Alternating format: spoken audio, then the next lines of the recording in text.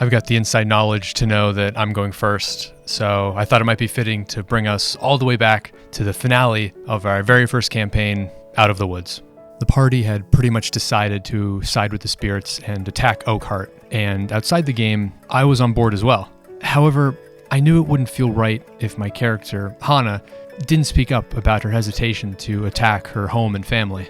We had one of our first big party discussions, and eventually, everyone actually decided to defend Oakhart instead. There was a crazy battle against the spirits, and that eventually led to Hannah sacrificing herself to end the battle and the story. This not only set our standard for cinematic and epic finales, but for me personally, it also planted the seed for how much roleplay can impact and guide our stories.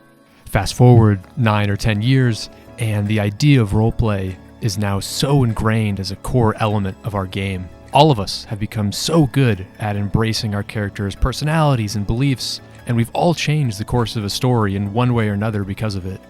This is a skill that you can never perfect, and I can't wait to see how we all continue to grow as we embark on future adventures together.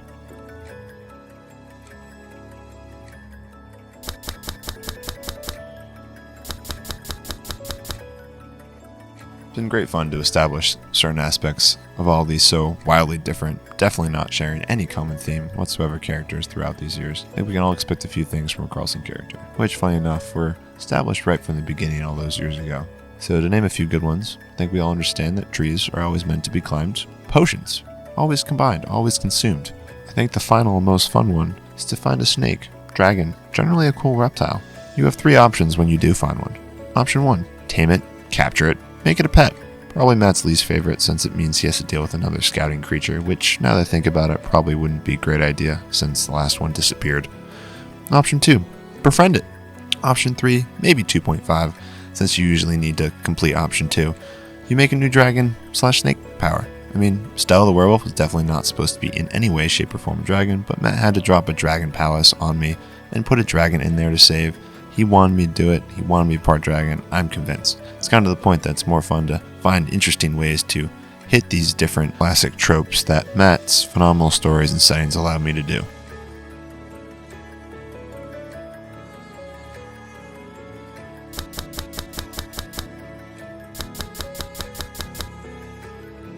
Colony Quest has carried me through some very difficult times in my life. When things felt overwhelming, when structure, certainty, and even hope seemed to fall apart, I could always look forward to Sundays at 6:30. I'd close my door, put on my headphones, and step into a world created by all of us together. And for those 4 hours, the weight of real life felt a little farther away. Through my characters, I've been able to explore parts of myself that I didn't always understand. Their struggles, choices, victories, and failures, and the way they connected with everyone else.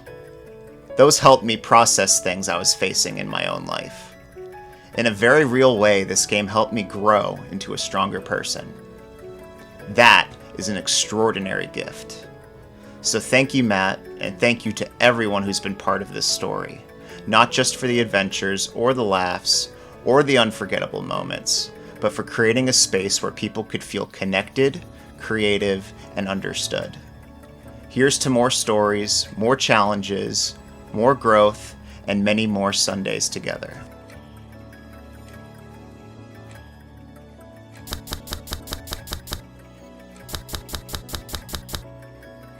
One of my favorite events in our group's history is a relatively recent one, the encounter in Waves of Eventide, where we defended the shipping depot from the zombie attack.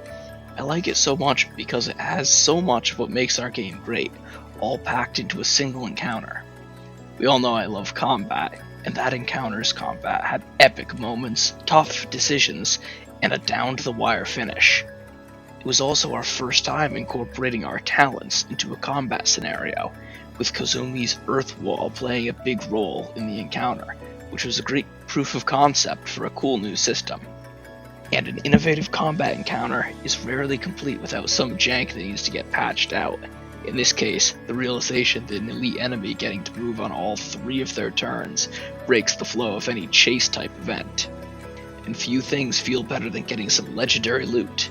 The boss's cursed sword that kicked off a mini-quest and defined Orpheon's kit for the back half of the campaign. But the best part of it all was how some small-talk roleplay and a couple of quick combat decisions turned what was intended to be a nameless NPC into one of the stars of the campaign, our favorite city guard Trunger.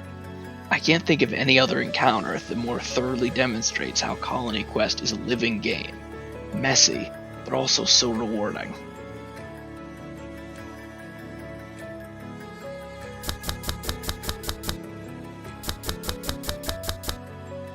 Over the last decade, there are way too many memorable D&D moments to count, but one of my favorites is bringing the party to Valdis Torn to see Poke's past in Alar Rising. I had spent days dreaming up lore for her and the lab there, and even so, I found collaborating with Matt brought this amazing new life to everything. He even made me a mental map for Poke so I could help guide the party while still getting to experience the surprise of seeing the actual map and locked rooms the first time, which was crazy smart. Honestly, that kind of ingenuity and ability to build an amazing experience together is what made Matt our first choice for officiating our wedding, which he also absolutely crushed.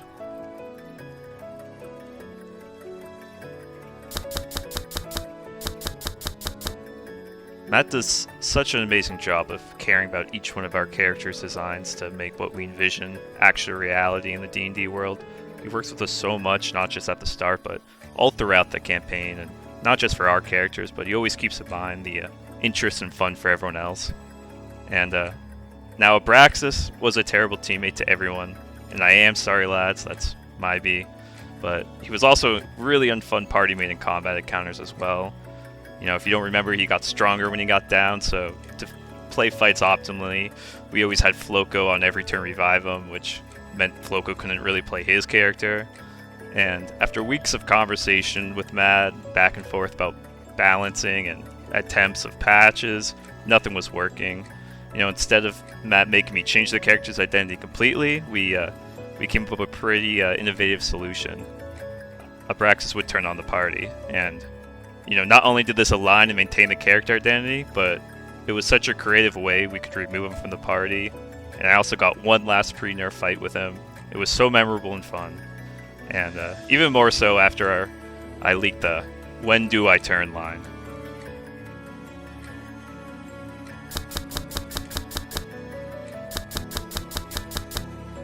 It has been so special to build out our games in our world.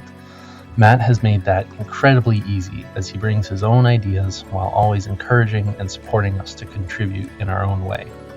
A great microcosm of this dynamic came back to me, the end of the Ascension campaign. Ascension remains one of my favorite campaigns. I think Matt gave us a great hook, needing to go to the afterlife. And we as players created characters who would have reason to want that more than anything else. Following through on that promise seems obvious, but it was awesome to set something up, work towards it for months, and finally get to enjoy the moment. I was playing Shigure, who wanted to talk to the deceased founder of his monastery for advice on how to keep it from breaking apart in the future. When Shigure finally got to talk to founder Durs, Matt turned it around on me, asked Shigure and me what needed to be done. I was caught off guard at first, but realized quickly where to take my response. I can't think of a better moment to summarize Matt as a creative person and the culture we have built in our game group.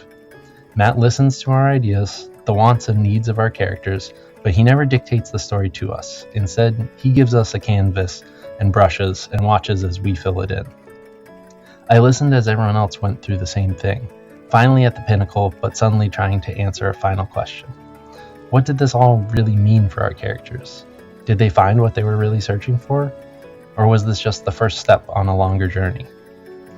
Our skills in collaborative storytelling have only improved since then, led by Matt's example.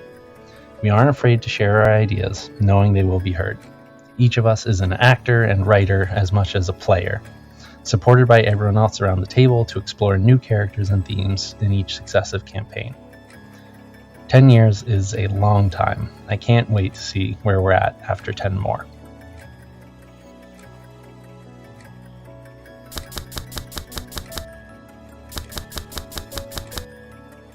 Our campaigns have always been about the characters for me. Not just the player characters, but the NPCs too. The stories that we tell with them, the way we bring them to life, and the threads we weave as we bring together player characters and previous lore and NPCs and the story around us. My favorite example, and this may seem a little evil, but my favorite example was in the Uncharted campaign, in the tragedy of Anya and Cheru. I still remember the feeling of that first step that we took out of the Gloom Hollow. That feeling of defeat and failure and anger and rage. We felt that loss so deeply. It was a huge motivator for the rest of the campaign, and their bond was as strong as any of ours. It's those moments, both the negative ones, the sad ones, and the positive ones, the exciting, the wins, that really bring our campaigns to life for me.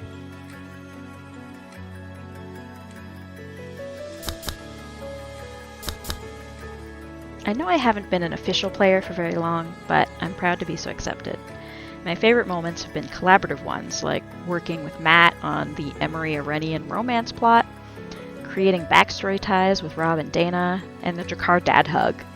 Y'all have been playing for 10 years, and to accept someone so readily and openly means a lot, so thank you for letting me create stories with you.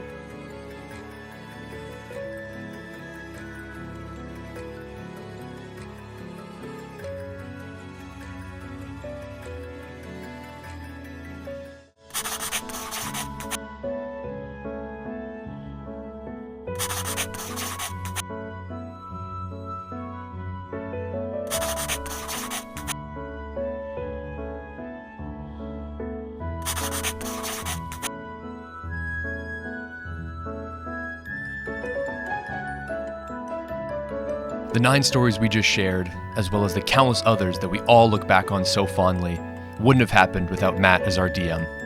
Thank you for your leadership, creativity, and the thousands of hours of hard work you've dedicated over the last 10 years.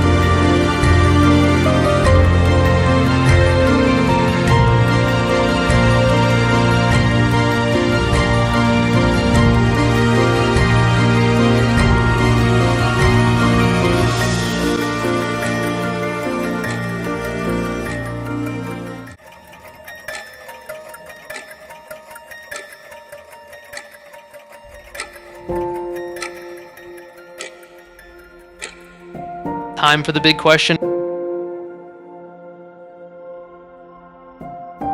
What are we doing next?